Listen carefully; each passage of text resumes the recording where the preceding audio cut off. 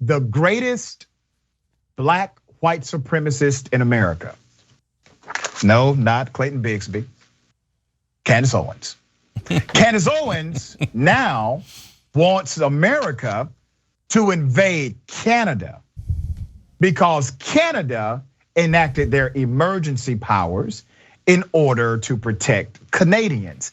And Canadians agree with it, but the small minority of Canadians who disagree with it drive trucks and are connected to a white supremacist movement.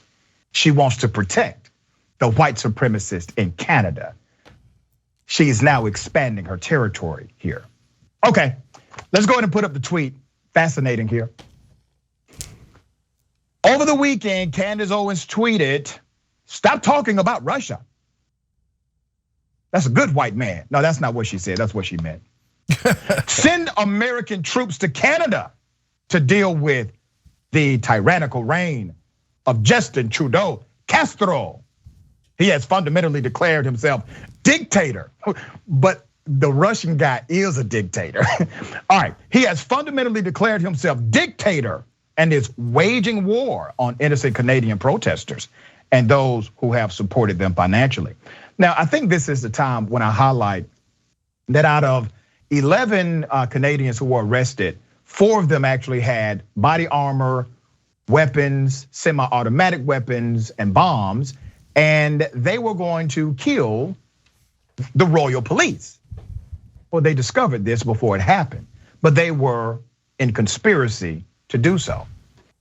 Okay, February 14th, Prime Minister Justin Trudeau declared a national emergency, which is well within the Canadian statutes and constitution. The Canadian lawmakers voted last night to extend the emergency powers, once again statutorily acceptable. And the emergency power says that the police can invoke to quell any potential restart of blockades. All right, all legal, all acceptable. Now, the Emergencies Act allows authorities to declare certain areas no-go zones. It also allows police to freeze truckers' personal or corporate bank accounts and compel tow truck companies to haul away vehicles. Now, that seems extreme. I get it, all right? It's Canada. Okay, the Canadian people do not agree with Candace Owens. One poll found that 62% of respondents did not support the protesters' message of no vaccine mandates and less public health measures. There's your data, all right? 65% of respondents agreed with the statement. The convoy is a small minority of Canadians who are selfishly thinking only about themselves. Now, here's another caveat. You know, 91% of the truckers are actually vaccinated. Yeah, 91% already vaxxed. 57% agree with the statement. The convoy in Ottawa is not about vaccine mandates and pandemic restrictions. It's an opportunity for right-wing supremacist groups to rally. The convoy data right there. Canadians agree that this faction of white supremacist protesters does not represent them.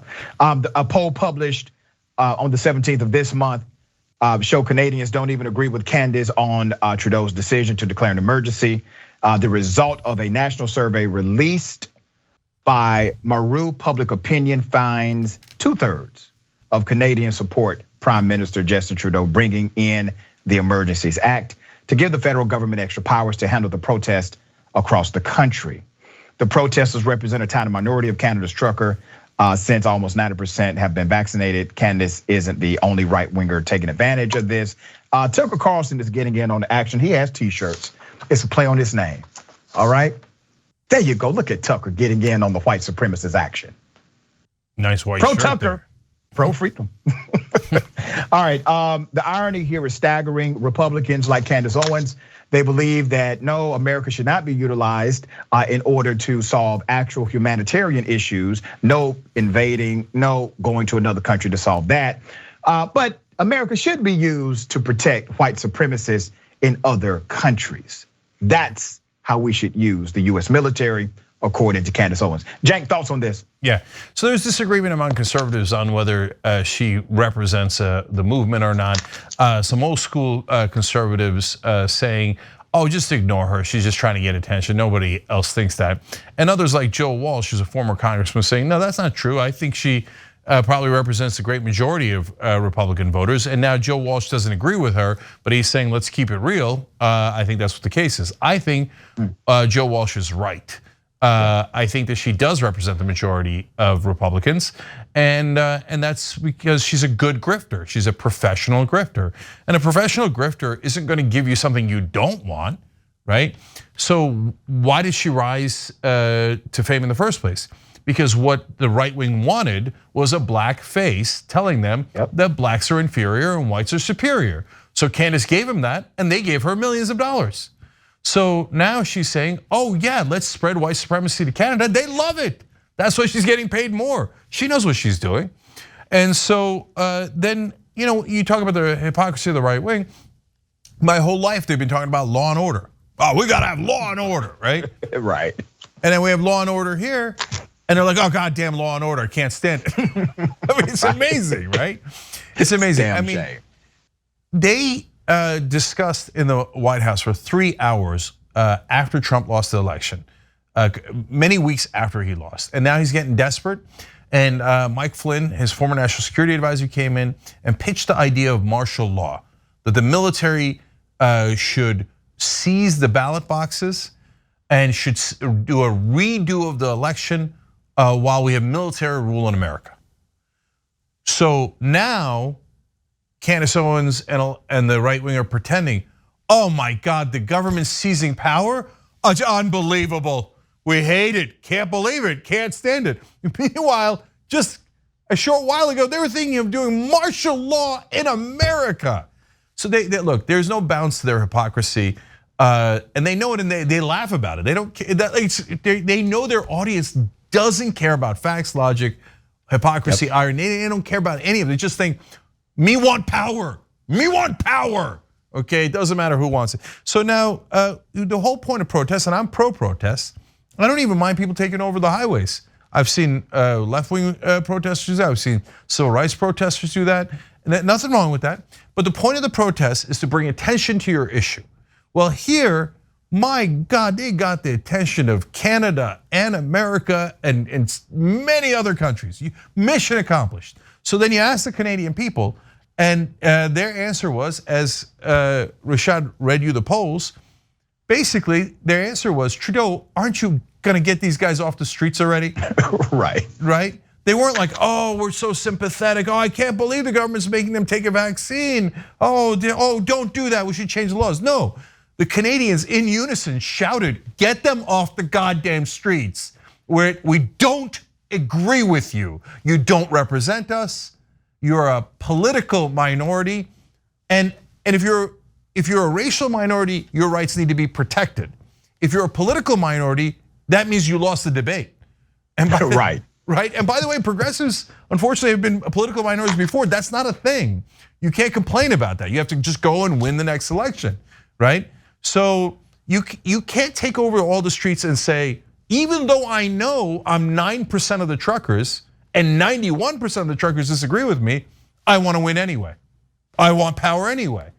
I don't care about anybody else, I want it. And finally, look, some of the right wing are making good points about how, look, I don't know why we need Ukraine and NATO, and I don't know why we're flirting with World War III on this principle of having Ukraine and NATO. I don't agree with that. I think it's wrong. Having said that, Russia is literally moving in troops to take more territory in Europe as we speak. Usually when aggressive authoritarian leaders take territory in Europe, it ends very, very, very badly. And she doesn't say she's concerned about that, but has issues about our policies as well. She just says, who cares? JD Vance said, what do I care about Ukraine anyway? The right wing in unison, today Trump came out and he's talking about, Putin's strategy was so smart, so smart. He said we could use some of those strong peacekeeping forces on our southern border. So the right wing cheerleading and celebrating Mother Russia. the right wing. I mean, we live in an Alice in Wonderland upside down world. And they turn around and say, literally in this case, invade Canada. I mean, if that's not insane, what is? This is not a legitimate political party. It's a party that's lost its absolute mind. And because they're so desperate to hold on to power, they've never cared about democracy. All they ever cared about was their ability to oppress others. I agree with you 100% on that. And here's the issue. A party that has basically disqualified themselves, they are still competitive, they are still powerful, they are still likely to win a midterm election season if Democrats do not turn it around. And here's the reality of Republicans. Say what you want to say about them, but they know how to do one thing very well. They know how to retain power and use it. Democrats will tell you to give them power, and when you give them power, they will then complain about how they don't have the power to do what you have empowered them to do. And that is a problem. And as long as we continue to elect institutionalists and corporate Democrats, that problem will permeate in our political culture. Thanks for watching The Young Turks, really appreciate it. Another way to show support is through YouTube memberships. You'll get to interact with us more. There's live chat emojis, badges. You've got emojis of me, Anna, John, JR. So those are super fun. But you also get playback of our exclusive member-only shows and specials right after they air. So all of that, all you gotta do is click that join button right underneath the video. Thank you.